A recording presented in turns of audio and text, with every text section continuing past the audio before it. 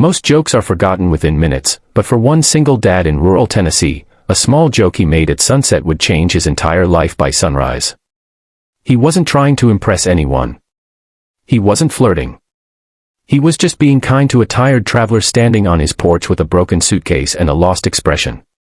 So he laughed and said, "Well, you could just move in if you want." He never imagined that the next morning, a black luxury car would pull into his yard, and a powerful CEO would step out asking for him by name. What happened between those two moments is a story that proves a single act of kindness can echo far beyond what we expect. Before we begin, if you love stories that restore your faith in humanity, make sure to subscribe to Kindness Diaries, hit the like button, and share your thoughts in the comments. Your support helps us spread more kindness around the world. Ethan Walker was a single dad raising his 11-year-old daughter, Emma. Life was simple, sometimes stressful, but always filled with love. Ethan worked long shifts at a local lumber yard, and every evening he rushed home to cook dinner and help Emma with her homework. Their home, a small wooden cabin just outside town, wasn't fancy, but it was theirs. And Ethan worked hard to keep it that way.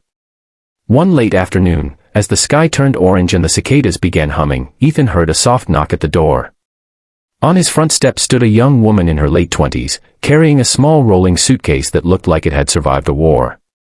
She looked exhausted, her voice shaky but polite. "Sorry to bother you," she said. "My car broke down a mile back. My phone died. I was hoping you might have a charger or maybe could point me to the nearest gas station." Ethan could see how tired she was. He invited her inside, offered her a glass of water, and let her charge her phone in the kitchen. Emma, always curious and friendly, peeked around the corner and struck up conversation instantly. The woman introduced herself as Lily. She explained she was traveling for work, had taken a wrong turn, and ended up on the long country road that led past Ethan's cabin. While her phone charged, Ethan fixed her suitcase handle, which was barely hanging on. After struggling with it for a few minutes, he managed to secure it with an old spare bolt from his tool drawer. Lily laughed in relief. "This thing has been giving me trouble for months," she said. "Well, if it breaks again," Ethan joked, "you could just move in. Saves you the trouble." Lily smiled, the kind of smile that suggested she hadn't heard a genuine joke in a long time. They talked for a few more minutes until her phone finally powered up. She thanked Ethan sincerely, then thanked Emma for keeping her company. Before leaving, she paused at the door. "You two are good people," she said softly. "The world needs more of that." Ethan waved goodbye and didn't think much more about it. To him, it was just helping someone in need, something any person should do. But the next morning, everything changed.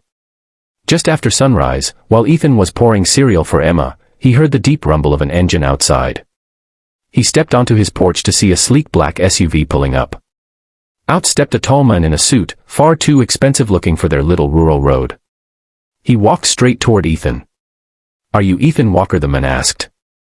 Ethan's heart jumped. "Yes, sir, what's this about?" "My name is Charles Reed," the man said.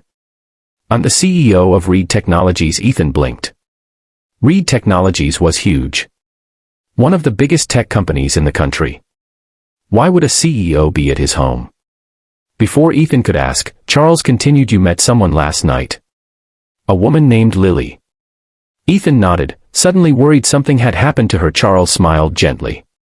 "She's my daughter." Ethan froze. Emma stepped onto the porch beside him, holding her cereal bowl. Charles explained that Lily had called home late last night. She told her father about the kindness she received from a stranger, how Ethan didn't hesitate to help, how he made her feel safe, how Emma made her feel welcome. Lily had spoken with such emotion that Charles felt compelled to meet the man who had shown his daughter such simple, sincere kindness. Then Charles did something Ethan never expected.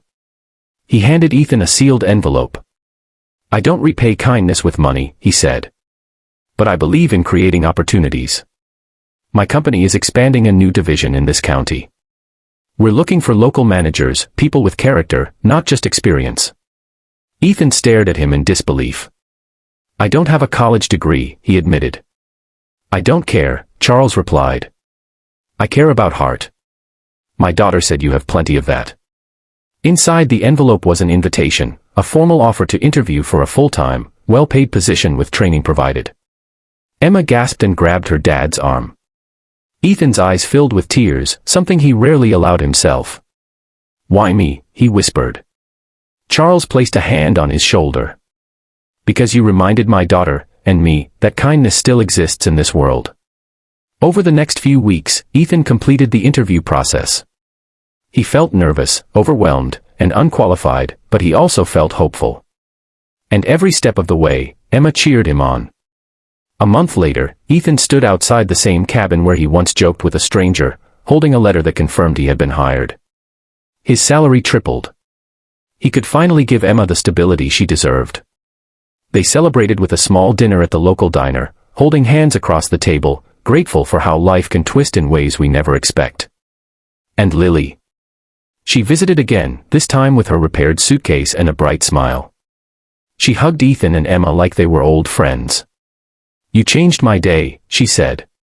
"And maybe we changed yours."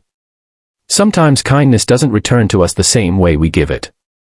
Sometimes it comes back bigger, brighter, and in ways we never imagined. Ethan offered nothing more than help and a harmless joke, and in return, life opened a door he thought would always remain closed. That's the power of kindness. It multiplies. It transforms. It connects strangers in unexpected ways. So today, hold the door for someone. Offer a smile.